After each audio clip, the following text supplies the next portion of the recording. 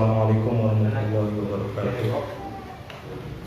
Alhamdulillahilladzi ja'ala al-insana li barakatihi wa khassa lisan. Wassalatu wassalamu ala man rasatil Qur'an wa ala alihi wa sahbihi wa man tabi'ahum bi ihsan ila yaumil din. Yang mata-mata yang saya hormati pembina PMI Rayon Tarbiyah Komisariat di Sungai Pokerto, sahabat Lila Martiah dan sahabat Najmi Syafiq. Yang saya hormati pula segenap pengurus PMI Rayon Tarbiyah Komisariat Sungai Pokerto, wabil khusus kepada Ketua Imam Rohim, sahabat Imam Rohim, serta seluruh serta live IG atau yang nonton IG pada sore kali ini yang saya nantikan panjenengan semua. Puji syukur kepada Allah Subhanahu wa taala yang telah memberikan kita berbagai macam nikmat, di antara nikmat sehat, nikmat iman, nikmat Islam, yang kita dapat berjumpa lewat live IG di IG Rata Wali Songo yang Pokerto. Salawat serta salam tak lupa tercurahkan pada junjungan kita Nabi Agung Nabi Muhammad SAW yang telah membawa umatnya minati lumati ini. Masyarul muslimin rahimakumullah. Pada sore kali ini sebenarnya ngobrol santai kan, nanti mukadimah jadi agak formal gitu ya. Ngobrol santai pada kali ini yakni membahas yang pertama, apa sih itu sholat id, hukum-hukumnya, lalu apa kaifiyahnya, bagaimana kaifiyah yang dalam mengerjakan sholat id. Jadi yang pertama langsung saja saya buka. Jadi apa itu id gitu ya? Apa itu sholat id? Dalam satu terminologi gitu ya, id yang bermakna, kalau dalam kitab Kifayatul Akhyar karangan Imam Taqiyuddin Ad-Dimashqi diterangkan bahwasanya sholat id itu berasal dari kata ya'ud gitu, atau ya'ud yang berarti mana kembali. Pada yang dimaksud ya'ud di sini adalah ya'udu ila Allah gitu, kembali kepada Allah, atau ya'udu ila sururi, kembali kepada kebahagiaan.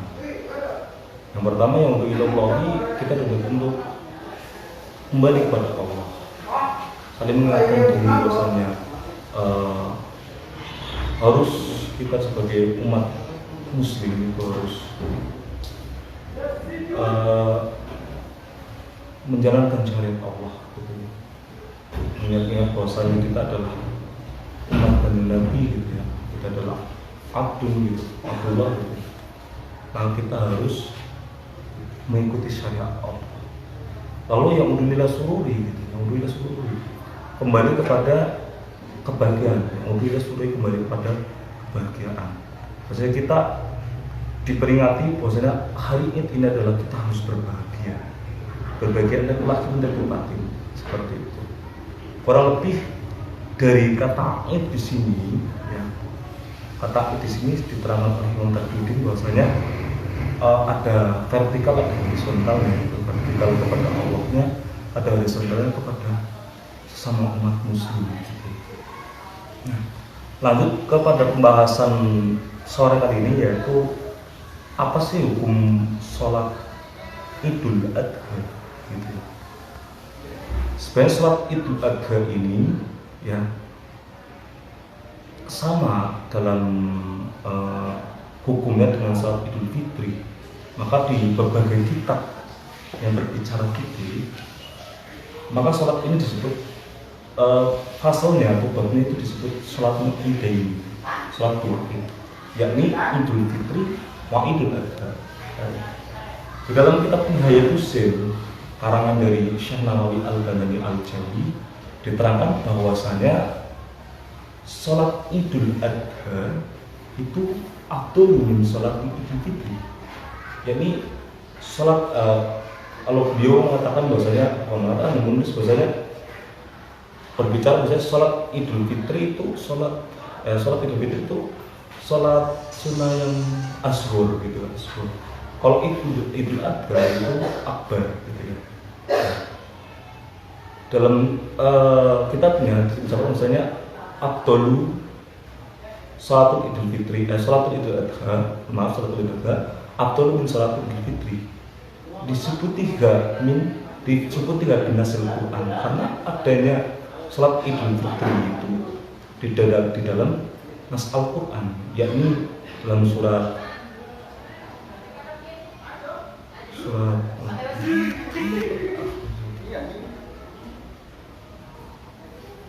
Al-Kautsar gitu ya.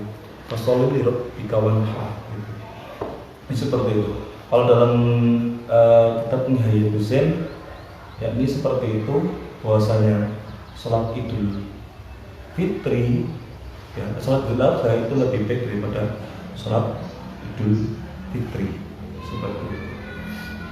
Nah, ke hukumnya tadi hukum salat sunnah Id ini yakni sunnah muakkadah. Dan sunnah muakkadah adalah sunnah yang lebih baik dilakukan oleh seorang muslim gitu ya, seorang syarif gitu ya, yang disyariatkan. Di sini pun salat Idul Adha dilakukan 2 rakaat, sama dengan Idul Fitri 2 rakaat ya. Dengan lalu bagaimana kira-kira tata caranya, kaifiyahnya salatnya? Yang pertama kaifiyahnya yakni biasa niat, kalau talaffuz niatnya nanti yang diucapkan itu usolli sunata Idul Fitri rakaataini makmuman atau imaman ya, nanti yang makmum jadi makmuman atau imaman atau imam gitu. Kalau munfarid nggak ada makmum imaman nggak apa-apa gitu, langsung lillahi ta'ala seperti itu lah, seperti itu. Setelah takbir ya, setelah takbir kalau ada penjelasan di matan takbir sendiri itu nanti setelah takbir nanti membaca doa iftitah gitu. Setelah doa iftitah dibaca nanti langsung takbir sholat Id gitu. Pada rakaat pertama sendiri nanti sholat takbirnya 7 kali. 7 kali di sini di luar dari sholat dari takbiratul ihram. Rakaat pertama 7 kali takbir ini di luar dari takbiratul ihram. Maka takbiratul ihram dulu, habis itu baca doa iftitah, habis itu 7 kali takbir gitu ya. Di sela-sela takbir masukkan kalimat seperti subhanallah bihamdihi, subhanallah alhamdulillah wala ilaha illallah wallahu akbar, seperti itu. Terdapat 7 kali. Selesai 7 kali takbir sholat Id, nanti membaca surah Fatihah ya, seperti ada surat biasa, surah Fatihah, nanti suratan pendek, habis itu kita berjalan seperti sholat biasa. Nah, setelah masuk ke rakaat kedua, rakaat kedua, musolli ini atau orang yang sholat ini sunahkan untuk sholat untuk takbir, rukunnya itu takbir itu 5 kali rakaat kedua, di luar dari takbiratul qiyam ya. Berarti takbiratul qiyam itu takbir ketika mau berdiri. Jadi perbedaan antara takbiratul qiyam dan takbiratul ihram ini. Ihram itu yang pertama kali dilaksanakan. Takbiratul qiyam ini antara rakaat pertama ke rakaat kedua, lagi pas ngadeg, lagi pas mau berdiri gitu. Itu takbiratul qiyam. Maka itu di luar dari takbiratul qiyam. Itu 5 kali. Seperti halnya rakaat pertama, nanti diselesaikannya di ini kalimat thayyibah seperti subhanallah di wala ilaha illallah Allahu akbar. Habis itu setelah takbir 5 kali nanti baca surah Fatihah, surah pendek sampai akhir sholat, sampai akhir sholat. Nah, sehabis ini disunahkan seorang musolli gitu ya, seorang yang sholat id, dan nanti disunahkan untuk mendengarkan khutbah, dua khutbah dari khatib. Khatib gitu, khatib ya, khatib dan khatib ini orang yang lama gitu. Nah, khatib kan orang yang lama, khatib kan orang yang berkhutbah. Nah, itu 2 kali khutbah nanti selesai sudah dari sholat Idul Adha ini gitu ya.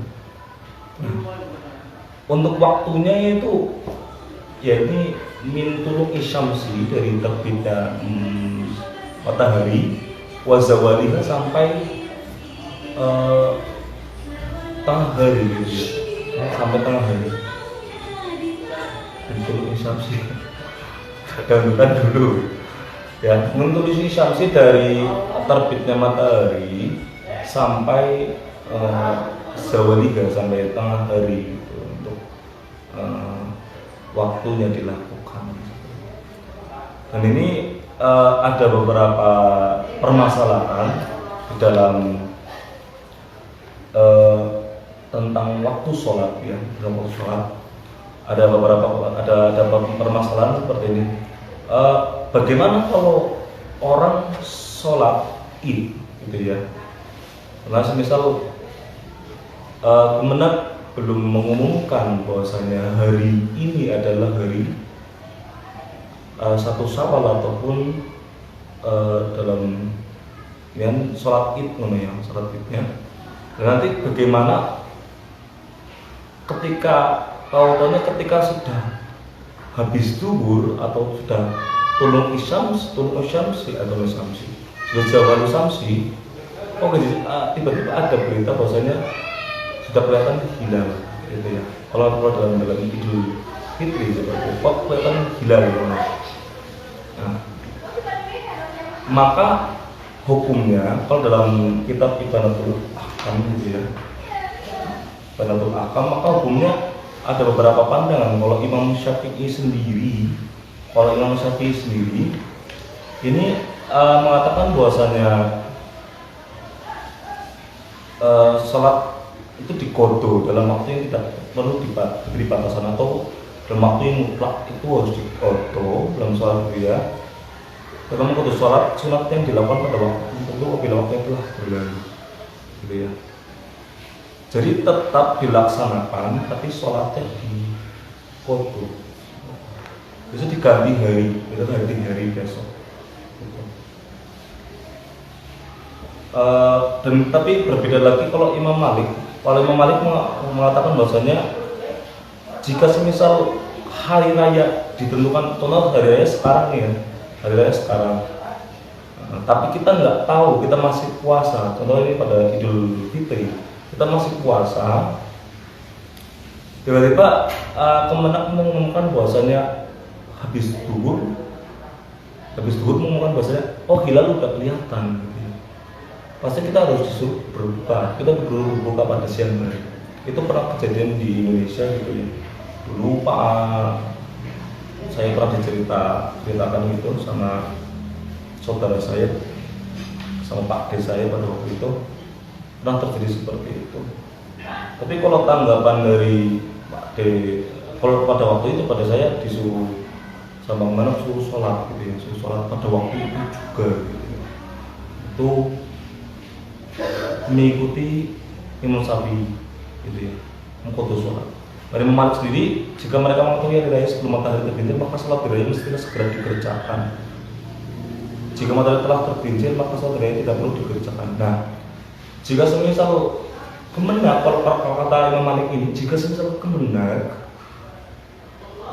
mengumumkan setelah tergelincirnya matahari ataupun setelah siang hari masuk ke sholat zuhur, ketika itu Kemenak bilang ini sekarang sudah 1 Syawal gitu, sudah memasuki sholat id gitu. sudah memasuki hari Id gitu, maka menurut Imam Malik itu nggak perlu dikodok, nggak perlu diapakan. Itu menurut Imam Malik. Kalau Imam Syafi'i enggak, Imam Syafi'i harus dikodok. Nah, seperti itu. Kurang lebihnya seperti itu dari pembacaan dari ngaji sore kita hari ini, mengaji ya, sering sore pada kita hari ini ya, tentang sholat Idul Fitri atau Idul Adha, Idul Fitri atau Idul Adha gitu. Maka pada besok hari Jumat ini kita melaksanakan Idul Adha gitu ya. Lalu kira-kira apa sih ya dasar dari kenapa dilakukan sholat Idul Adha ini itu 2 rakaat gitu ya. Kalau di sini saya mengambil dari kitab Tadhib, yang ini ada nukilan hadis dari Imam Nasa'i, riwayat Imam Nasa'i. Ruya an-Nasa'i min hadis Umar annahu qala sholatul fitri rakaat wa sholatul adha rakaatan. Di sholat fitri rakaatan, sholat sunnah Idul Fitri 2 rakaat, sholat sunnah Idul Adha ya 2 rakaat sama aja, seperti itu. Lalu kalau masalah takbirnya, takbir dalam sholatnya itu diambil dari hadis An Umar bin Auf al-Masni radhiyallahu anhu anna Nabi sallallahu alaihi wasallam kabbara fil idaini fil ula sab'an qabla qiraati wa fil akhirah khamsan qabla qiraati rawahu Tirmidzi. Nah, dari Ibnu Umar, dari Umar bin Auf al-Masni, bahwasanya Nabi itu sholat ya, pernah sholat dengan takbir itu dengan ya, takbir 2 kali. Fil pada takbir sholat pada takbir pertama itu 7 kali sebelum membaca Fatihah. Nah, pada takbir sholat yang kedua itu 5 kali sebelum membaca Fatihah. Ini dari riwayatan Imam At-Tirmidzi. Ini dari kitab Tadhib, yakni Syarhul Ma'nil Goya wa Takrib, matan takrib yang dikarang oleh matan takrib ini dikarang oleh Abdul Syuja. Kurang lebih seperti itu dari saya.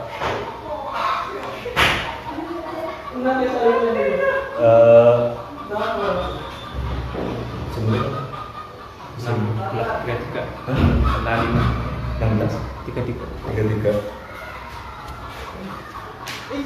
Ada pertanyaan di sini nggak saja? Ya, mungkin cukup sekian dari saya. Mohon maaf ramai banget ya. Akibat yang ada lagi ramai ya. Maaf dari saya bila ada banyak kesalahan ataupun banyak kekurangan dalam diskusi ataupun sharing-sharing gitu ya pada sore kali ini, karena memang saya hanya mengutarakan saja gitu, dari beberapa kitab.